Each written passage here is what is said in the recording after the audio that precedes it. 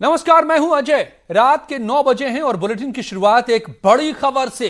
Kanpur shootout में अब तक का सबसे बड़ा खुलासा कर रहा है न्यूज 18। एसओ विनय तिवारी ने दबिश के लिए टीम को नहीं बुलाया था। कानपुर के बिकरू गांव में पुलिस की दबिश के लिए एसओ विनय तिवारी ने अकेले जाने से इनकार किया था। विनय तिवारी ने सीओ देवेंद्र मिश्रा से कहा था कि बिना उनके आए वो विकास दुबे के घर दबिश देने के लिए नहीं जाएंगे।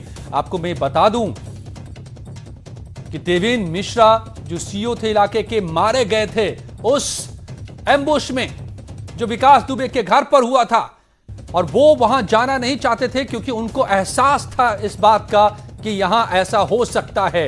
एसओ विनय तिवारी और सीओ देवेंद्र मिश्रा की बातचीत के वायरल ऑडियो में इसका खुलासा हुआ है। ऑडियो में विनय तिवारी अपनी कई और पुराने मामलों का भी जिक्र कर रहा है। दोनों की इस बातचीत से लग रहा है कि विनय तिवारी ने जानबूझकर सीओ को बिकरू गांव में दबिश के लिए बुलाया था। न्यूज 18 के पास सीओ देवेंद्र मिश्रा की बातचीत का एक्सक्लूसिव ऑडियो मौजूद है। हम आज आपको पूरा ऑडियो सुनाएंगे और बताएंगे कि कैसे 8 पुलिसकर्मियों के खिलाफ सोची समझी साजिश रची गई थी और इसी साजिश में उन्हें फंसाया गया और बेरहमी से सबकी हत्या की गई। हेलो सर, शिवराजपुर एसओ पहुंच रहे हैं फोर्स के आ साथ। जाइए, आपके नेतृत्व की आवश्यकता नहीं, नेतृत्व क्या क्या नेतृत्व जुआ करा रहे थे तो मुझे बताया था कि करा रहा हूं मैं। नेतृत्व आज नेतृत्व की जरूरत पड़ गई मुझे अभी तक उस बात के लिए सर अभी तक आप दिल में रखे हैं सर। क्यों दिल में न रखे? आप जो है हमसे झूठ बोलते रहे सर। मुझे वाकई में नहीं पता था सर। मैं वाकई में पता नहीं था। विनय तिवारी पर कई तरह के आरोप लगे हैं। देवेंद्र मिश्रा मारे गए उस एम्बुश में, और ये बातचीत बता रहा है कि विनय तिवारी ने देवेंद्र मिश्रा को सीओ को बुलाया था। तो क्या इसके मायने होते हैं? मेरे साथ जुड़े हुए हैं हमारे संवाददाता जिन्होंने लगातार इस खबर को कवर किया है, एक एक पड़ताल की है। मेरे साथ जुड़े हैं ऋषभ मणि लखनऊ से, हमारे संवाददाता श्याम तिवारी कानपुर से, अमित गंजू कानपुर से और सौरभ मिश्रा कानपुर से जुड़े हुए हैं मेरे साथ। सबसे पहले अमित, ये हमें बताइए कि ये ऑडियो क्लिप कब की है, ये बातचीत कब की है, क्या इसके बारे में हमें जानकारी मिल पा रही है? देखिए अजय, मैं आपको बताना चाहूंगा, निश्चित तौर पर दिल दहलाने वाली घटना 2/3 तारीख की रात में हुई थी। उसके बाद जिस प्रकार से पड़ताल हुई और एक एक करके खुलासे होते जा रहे हैं विकास दुबे के एनकाउंटर के बाद से, जिस प्रकार से उसने निर्मम हत्या की, उसमें कहीं ना कहीं तत्कालीन एसओ विनय तिवारी की भूमिका संदिग्ध पहले दिन से थी। मगर जिस प्रकार से यह ऑडियो है, ये 2 तारीख का ऑडियो है जिसमें दबिश की तैयारी की बात कही जा रही है। लेकिन दबिश की तैयारी में उन्होंने already SO Shivrajpur, SO Bithoor को डिप्लॉय किया हुआ था, जो पूरी जांच में मालूम चला। मगर एसओ चौपर तत्कालीन ये चाहते थे कि वो भी है, यानी कहीं ना कहीं से मास्टरमाइंड विनय तिवारी ये चाहता था कि देवेंद्र मिश्रा वहां चले, जो 1998 की आग विकास दुबे के जहन में थी, उसके दिल में जलक रही थी, उसका बदला वो ले सके। और उसने अपने ऑडियो में एसपीआरएस से ये बात कही भी थी कि कोई बड़ी बात नहीं कि उनको वो बता के उनसे भगवा दे, यानी इस चीज का अंदेशा था। क्योंकि विनय तिवारी कहीं ना कहीं पूर्व डीआईजी के आशीर्वाद से वहां थाना अध्यक्ष था। 3 जांचें चल रही थी जिसमें तीनों जांचें कल्याणपुर थाने को दे दी गई थी, क्योंकि क्षेत्राधिकारी ने जो रिपोर्ट लगाई थी उसकी जांच को ट्रांसफर करा दिया गया। और इसी जून के एंडिंग में जुए को लेकर 1.5 लाख रुपए का फंड से पैसा मिला था और उस पैसे की बंदरबाट कर दी गई तत्कालीन एसओ द्वारा, जिसमें क्षेत्राधिकारी के मना करने के बावजूद उसमें पत्र संख्या 17/3 जिसका जिक्र हो रहा है, 17/20 का जिसका जिक्र हो रहा है, उसमें साफ तौर पर कहा गया था कि जुए की रकम को लेकर यह पैसे की बंदरबाट हुई। इसके खिलाफ कार्रवाई होनी चाहिए। जिक्र कर रहे हैं देवेंद्र मिश्रा इस बातचीत में, ऑडियो क्लिप में कई बातें हैं जिसका खुलासा हम एक एक करके अपने संवाददाताओं के जरिए करेंगे। और इन बातचीत का क्या मतलब है, ये सौरभ हमें जरा आप बताएंगे कि इस बातचीत से इस बात की पुष्टि कैसे हो रही है, क्यों हो रही है, क्या रिश्ते थे इनके बीच, जो विनय तिवारी जो एसएचओ है और विकास दुबे के बीच में, जिसका अंदेशा देवेंद्र मिश्रा को था? देखिए, सबसे पहले अगर विनय तिवारी की पोस्टिंग से शुरुआत करें तो आखिरकार उसको किस काबिलियत के तहत पोस्ट कर दिया गया। ऑलरेडी कई इंस्पेक्टर्स वेटिंग पे थे और शासन का जैसा आदेश है कि पहले इंस्पेक्टर्स को सेट किया जाएगा, बाद में एसओस को सेट किया जाएगा। यानी कहीं ना कहीं अनंत तिवारी अपने अपने चहेतों को कमाई करने के लिए, क्योंकि काली कमाई का उन्हें हिस्सा चाहिए था। उन्हें मालूम था कि चंद महीनों बाद वो रिटायर हो रहे हैं और इस समय उनको जितना पैसा हो सकता है वो लपेट लें। औद्योगिक राजधानी कानपुर कहलाती है, यहाँ तमाम फर्जी मामले हो गए, तमाम लोगों को उठाने का काम किया पुलिस द्वारा, तमाम वो मामले हुए इसमें पुलिस पे सवालिया निशान खड़े हुए। लेकिन अनंत देव तिवारी एक सुपर मैनेजर थे, पहले विनय तिवारी को पोस्ट करते हैं और जब विनय तिवारी के खिलाफ इतनी सारी शिकायतें आती हैं तो कार्रवाई नहीं होती है, बल्कि उसकी जांच सीओ कल्याणपुर को दे दी जाती है। सीओ कल्याणपुर अजय कुमार जो है वो भी कहीं ना कहीं जांच के घेरे में आते हैं। अजय, सबसे बड़ी बात यह है कि आखिरकार अब तक एसपी आरए खुद मीडिया के सामने क्यों नहीं आए, खुद अधिकारियों के सामने क्यों नहीं आए? अब न्यायिक जांच हो रही, सुप्रीम कोर्ट के जज, रिटायर्ड जज इस मामले को जांच कर रहे हैं, क्यों नहीं सामने आ रहे हैं? आखिर ये ऑडियो क्लिप्स क्यों वायरल हो रही हैं? क्यों नहीं मानती है पुलिस कि उसकी लापरवाही ने 8 पुलिसकर्मियों को शहीद करा दिया? ये शहीद तो हुए, लेकिन ये शहादत नहीं बल्कि विनय तिवारी द्वारा संयोजित एक हत्याकांड कराया गया। विनय तिवारी ने कहा कि विकास तिवारी से कहा कि आप संभल के रहिए, टीम आ रही है, मतलब आप हमलावर हो जाइए। साफ तौर से ये ऑडियो क्लिप सिद्ध करती है अजय।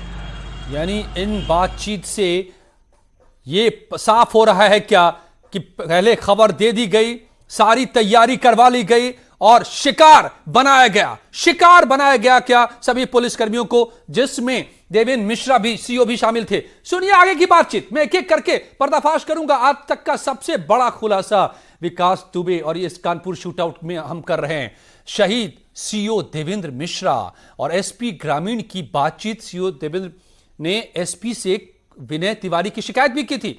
एसपी ने विनय तिवारी पर कार्रवाई का भरोसा भी दिया था। दबिश से थोड़ी देर पहले ही एसपी से बात हुई थी सीओ देवेंद्र मिश्रा की, जो मारे गए बाद में, और उस ऑडियो से क्या खुलासे हुए। अच्छा, इन दोनों का गांव एक ही है क्या सर? दोनों का गांव एक ही है क्या? इन दोनों का जो वादी है और दूसरा पक्ष है? हाँ वहीं का है सर। गांव अलग अलग है कि एक ही है? ये जो है बिल्कुल लगा हुआ है, एक है सर, लगा हुआ आसपास के हैं, एक ही है सर। गांव में फोर्स भी लगाने की जरूरत पड़ेगी थोड़ा, है ना? फोर्स लगाने की तो जरूरत पड़ेगी सर, लग जाएगा, कोई दिक्कत नहीं है। एसओ शायद कह रहे हैं कि आप आ जाइए तब मैं जाऊंगा, तब इसके लिए तो मैं जा रहा हूँ, तब जाएंगे, तब निकलेंगे वो। अरे परेशान मत होइए, बस बहुत जल्दी जो है ना। जी सर। इनका सबको वारंट है, पहले तो लिस्ट तैयार कर रहा हूँ ना कि जो कर रहे हैं, कप्तान साहब ने कहा होगा इनसे कि गिरफ्तार करिए, तो अब जो है तुम मुझसे कह रहे हैं कि आप आइए, जब तक आप नहीं आएंगे तब तक मैं नहीं जाऊंगा। मैं कहा ठीक है, मैं आ रहा हूँ, कोई बात नहीं। तो अब उसमें आप दिमाग से करिएगा, तो एक बार नहीं 2-3 साल पूछ लीजिए, दबाने का अच्छा मौका है इसको, है ना? अब हम बताएंगे सर इनकी ये पैर। आप आइए, ऐसा ना, अभी एक गस्टेड ऑफिसर के साथ बैठक करेंगे, है ना? जी सर जी। तो अच्छे लोगों को कहीं से ले आया जाएगा, है ना? नहीं, इनके बारे में हम बताएंगे सर। ये जब उनके पैर छुएंगे तो क्या होगा, ये पैर छूता है उसके। ये बातचीत जो आप सुन रहे थे, समझते चलिए इस पूरी गुत्थी को। उलझे हुए हैं, बहुत सारे तार जुड़े हुए हैं यहां से वहां। इस वक्त एसपी आरए यानी ग्रामीण एसपी के साथ बात कर रहे थे सीओ देवेंद्र मिश्रा, और वो डरे से लग रहे हैं उनकी आवाज से। वो कह रहे हैं कि हमें विनय तिवारी, जो कि थानेदार है वहां का, एसएचओ है, जिसको दबिश देनी है विकास दुबे के घर पर, और वो बता रहे हैं सीओ की विनय तिवारी कह रहा है कि आप आइए तो हम जाएंगे दबिश देने। एसपी आरए कह रहे हैं कि ठीक है, आप जाइए, 2-3 थानों की पुलिस ले लीजिए। इस सब के क्या मायने होते हैं श्याम तिवारी? क्यों लग रहा है ऐसा? मुझे आवाज से लग रहा है, क्या मैं सही हूं या गलत हूं, कि देवेंद्र मिश्रा थोड़े सहमे हुए से हैं, डरे हुए से, वो कुछ बताना चाह रहे हैं एसपी आरए से। बिल्कुल, जिस तरीके से ये मामला सामने आया, लगातार ये बात सामने आ रही थी कि जो विनय तिवारी है उसकी भूमिका इस मामले में न केवल कायरता की रही है, बल्कि कहीं ना कहीं साजिशकर्ता के रूप में भी सामने आया है। क्योंकि जब जो शिकायतकर्ता राहुल तिवारी का जिक्र हो रहा है, जाधेपुर गांव का जिक्र हो रहा है, इस शिकायतकर्ता ने जब शिकायत थानेदार से की थी, तो थानेदार ने राहुल की शिकायत पर कार्रवाई करने के बजाय, मुकदमा लिखने के बजाय, वो उसे बिकरू गाँव ले गया था, विकास दुबे के पास ले गया था, और विकास दुबे ने इंस्पेक्टर के सामने, एसओ के सामने पीड़ित को मारा था और और इनसे भी तमाम अभद्रता की थी। इसके बाद जब एसएसपी के पास ये मामला गया था तब इस मामले में एफआईआर दर्ज की गई और उसके बाद तत्काल गिरफ्तारी के आदेश दिए गए। इसके बाद एसओ ने जाने से इनकार कर दिया और सीओ से इस बात को कहा कि जब आप जाएंगे तभी हम जाएंगे। लेकिन इस पूरे प्रकरण में एक बात पूरी तरीके से स्पष्ट थी, जब ये दबिश देने के लिए टीम गई थी तो विनय तिवारी पीछे पीछे चल रहे थे, वो उसकी अगुवाई नहीं कर रहे थे, जबकि उनके थाना क्षेत्र का ये मामला था और उन्हें सारी बात की जानकारी थी कि किस तरीके से कितना दुर्दांत है विकास दुबे। जिस तरीके से सीओ ने इस ऑडियो में जिक्र किया है कि वो उसके पैर छूता था, तो निश्चित तौर पर जिस तरीके से हम पुरानी फिल्मों में देखते आए हैं कि एक दबंग होता है और जो स्थानीय पुलिस होती है वो उनके संरक्षण में काम करती है और उसके जो आपराधिक वारदात हैं उनको बढ़ावा देने का काम करती है, इसी तरीके की भूमिका जो विनय तिवारी है उसकी भी सामने आ रही थी। और जिस तरीके से विनय ने कायरता दिखाई और इसके अलावा पीछे पीछे रहा, तो कहीं ना कहीं ये दिखता जरूर है कि उसने इस साजिश में जरूर उसको आगाह कर दिया था, जरूर क्या विकास दुबे को आगाह कर दिया था कि दबिश देने के लिए टीम आ रही है और तैयार रहो। और यही वजह है कि वो इस तैयारी को जानने समझने के बाद आपको बता दें कि शिवराजपुर पुलिस की भूमिका सबसे नगण्य थी इस पूरे मामले में और यही वजह है कि वो आगे नहीं आया और सीओ को आगे किया। सीओ के अलावा तमाम दूसरे आसपास के थाने के लोग जो इस दबिश में गए थे वो आगे आए और वो गोलियों का शिकार बने। जी, तो बुलाकर देवेंद्र मिश्रा को, सीओ को, जिनको अंदाजा था, एहसास था इस बात का कि कुछ गड़बड़ यहां हो सकता है, एसओ विनय तिवारी ने बुलाया इन्हें, खुद पीछे रहा और आगे कर दिया विकास मिश्रा को, जिन पर ताबड़तोड़ गोलियां चलाई गई, पूरी टीम पर चला दी गई। लखनऊ से मेरे साथ जुड़े हुए हैं हमारे संवाददाता ऋषभ मणि, जो लगातार पूरे मामले को कवर कर रहे हैं। ऋषभ, ये जो इनपुट्स आज खुलासा न्यूज 18 पर हो रहा है, ये बातचीत का ऑडियो ठीक उस एम्बुश के पहले का ये क्लिप है, ठीक पहले बता रहे हैं कि हम जाने वाले हैं, उस वक्त सारी बातें। हालांकि हम आधिकारिक तौर पर इसकी पुष्टि नहीं करते ऑडियो की जब तक फॉरेंसिक रिपोर्ट इसकी नहीं आ जाए, लेकिन बातचीत से जो समझ में आ रहा है ऋषभ, इस पूरे केस में कड़ियों को जोड़ने में यह कैसे मददगार साबित होगा? क्या कहानी जुड़ती नजर आ रही है, क्या कड़ियां जुड़ती नजर आ रही है ऋषभ?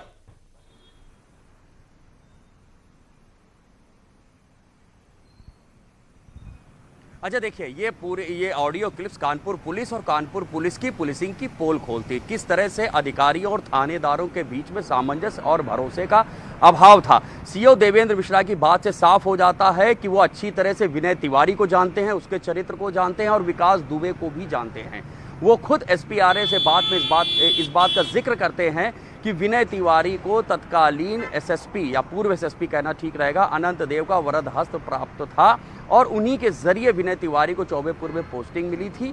और जब ये बात तय हो जाती है कि विकास दुबे के ऊपर एफआईआर दर्ज हो गई है, संगीन धाराओं में उसके घर पर दबिश जानी है, तो खुद एसओ चौबेपुर देवेंद्र मिश्रा को बुलाते हैं और कहते हैं कि आपको दबिश पर चलना पड़ेगा।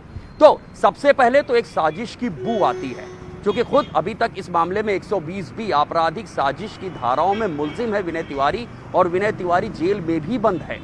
तो अब इस ऑडियो क्लिप से एक इशारा जरूर मिलता है कि क्या विनय तिवारी ने वाकई कोई साजिश रची थी देवेंद्र मिश्रा के लिए कि पहले एफआईआर दर्ज होगी गंभीर धाराओं में और फिर देवेंद्र मिश्रा को वो खुद बुलाएंगे और वो कहेंगे दबिश पर चलना है।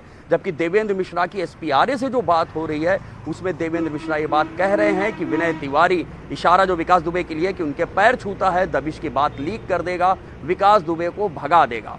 तो वो विकास दुबे को भी अच्छी तरह समझते थे, विनय तिवारी को भी समझते थे, शायद इसीलिए वो झिझक रहे थे और अपने सभी अधिकारियों को लूप में लेने की कोशिश कर रहे थे, ज्यादा से ज्यादा फोर्स इकट्ठा करने की कोशिश कर रहे थे। लेकिन उनको नहीं मालूम था कि उन्होंने आस्तीन में सांप पाल रखे हैं और यही सांप उन्हें मुठभेड़ के वक्त, उस एम्बुश के वक्त धोखा देंगे। और जो हुआ, धोखा हुआ और उसमें 8 पुलिसकर्मी शहीद हो गए। कानपुर की पुलिस और उसकी पुलिसिंग की पोल खोल रहे हैं। ये ऑडियो, आपराधिक मामले भी इसमें दर्ज हैं और अब तो जुडिशियल कमीशन भी इसकी जांच कर रहा है। तो एक एक करके साजिश के जितने भी चेहरे हैं वो सब बेनकाब होंगे इन ऑडियो क्लिप्स के माध्यम से और फॉरेंसिक जांच के माध्यम से। ये ऑडियो क्लिप फॉरेंसिक जांच के बाद एक बार जब पुष्टि हो जाए कि ये ऑडियो क्लिप सही है और बातचीत ठीक उसके पहले की है, उस घटना वाली रात के, तो बहुत सारी कड़ियां जुड़ेंगी। और इसीलिए हम आपको बातचीत का वो हिस्सा, सबसे बड़ा खुलासा कानपुर शूटआउट में कर रहे हैं एसपी ग्रामीण से। आगे सुनिए, आगे भी बहुत सारी बातचीत है, अभी सुनते रहिए और समझते चलिए। एसपी ग्रामीण से सीओ देवेंद्र मिश्रा की बातचीत का अगला हिस्सा क्या है, आपको दिखाएंगे, लेकिन उससे पहले आपको बताते हैं कि कैसे इस पूरे मामले में एसओ विनय तिवारी ने राहुल तिवारी की एफआईआर लिखने से पहले भी सीओ देवेंद्र मिश्रा को फोन किया था। उन्हें कहा कि राहुल तिवारी नाम का एक व्यक्ति विकास दुबे के खिलाफ एफआईआर लिखवाने आया है। इस बातचीत से साफ है कि विनय तिवारी विकास दुबे के खिलाफ एफआईआर लिखने के लिए भी तैयार नहीं था और इसकी रिपोर्टिंग आला अधिकारी को कर रहा था। हाँ जैन सर। हाँ जी। ये हमारे यहाँ गांव पड़ता है सर, एक जादेपुर घरसा। हाँ। वहाँ के राहुल तिवारी आए हैं, एप्लीकेशन दे रहे हैं विकास दुबे के खिलाफ। धारा बन रही है 364, 342, 307 7CLA। अपहरण किए हैं।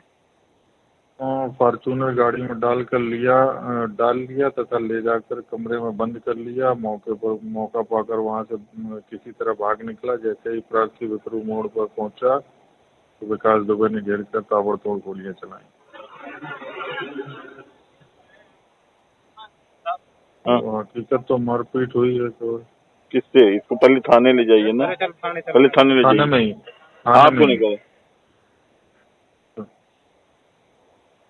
घटना हुई है कि नहीं हुई? तो मारपीट तो हुई है। लिख दीजिए, एसपीआरए को बता देना। तो कोई शिकायत आती है तो उसको लिखने में क्या आनाकानी कर रहा था विनय तिवारी। ये जो बातचीत अभी आप सुन रहे थे, अमित हमें जरा समझाइए कि ये जो बातचीत का हिस्सा अभी हमने सुनाया उससे क्या माने समझ में आ रहे हैं, क्या बातें निकल कर आ रही हैं? देखिए आशीष जी, मैं आपको बताना चाहूंगा इस पूरे मामले में विनय तिवारी पहले दिन से ही उस दरबार में नतमस्तक था विकास दुबे के। ये बात क्षेत्राधिकारी इसलिए जानते थे क्योंकि वो कानपुर में पूर्व में भी रह चुके थे कई थानों में, और उस कल्याणपुर थाने जो सटा हुआ थाना उसमें भी पोस्टेड रहे थे, तो कहीं ना कहीं वो सारी हरकतें जानते थे। अब जबकि जुए वाला मामला जून में हुआ था और उसमें पैसे की लेन देन को लेकर उनकी शिकायत चल रही थी और उन्होंने पूर्व एसपीआरए जो डॉक्टर प्रद्युमन सिंह है उनके पास भी एप्लीकेशन भेजी थी कि इसके खिलाफ कार्रवाई होनी चाहिए। ये बात वो जानते थे। नए एसपीआरए ब्रजेश श्रीवास्तव वहां ज्वाइन किए थे, उन्हें मालूम था कि नए एसपी आएंगे, कहीं ना कहीं फिर नई जांच होगी, तो इसको लेकर कहीं ना कहीं चीजें उभर के सामने आई। अब सबसे बड़ी चीज इसमें यह लग रही है कि कहीं ना कहीं उनके साथ मैं थोड़ा बारिश हम लोग बताना चाहूंगा अजय, थोड़ा बारिश हो रही, मैं 10 सेकंड समझ लूं। देखिए कहीं ना कहीं वो इसे बताना चाह रहा था कि मैं आपका लॉयलिस्ट हूं, मैं आपके लॉयलिस्ट हूं और मैं आपके को सारी बातें एक एक करके बता रहा हूं, जबकि ऐसा नहीं था। उसे मालूम था कि उसकी जुए वाली आदत और उसकी जुए में पैसे की बंदरबाट की शिकायत एसपीआरए से होगी नहीं, और कहीं ना कहीं उसकी फजीयत होने जा रही है। और पूर्व में जो 2 जांचें थी अजय कुमार के पास थी, उनमें भी क्लीन चिट मिल चुकी थी। कहीं ऐसा ना हो 2 फाइलें और खुलती और उसमें वो, इसलिए वो अनजान बन के सारी भूमिका बता रहा था, जबकि वास्तविकता यह थी कि इससे पूर्व में भी उसने कल्याणपुर माफी चाहूंगा चौक ये इस गुत्थी के और भी कई पहलू हैं और जिसका खुलासा इस ऑडियो टेप से हो रहा है जो न्यूज़ 18 के पास है, जिसके अलग अलग हिस्से को मैं आपको बता रहा हूं और उसकी गुत्थी को भी सुलझा रहा हूं, समझ रहा हूं अपने रिपोर्टर्स के जरिए कि कैसे कानपुर शूटआउट में हुई थी साजिश जिसमें गई थी जान 8 पुलिस वालों की। सब बातें जुड़ रही हैं, समझ में आ रही है इस ऑडियो क्लिप से, और भी इसके हिस्से हैं हमारे पास। लौटते हैं कुछ ही पलों में।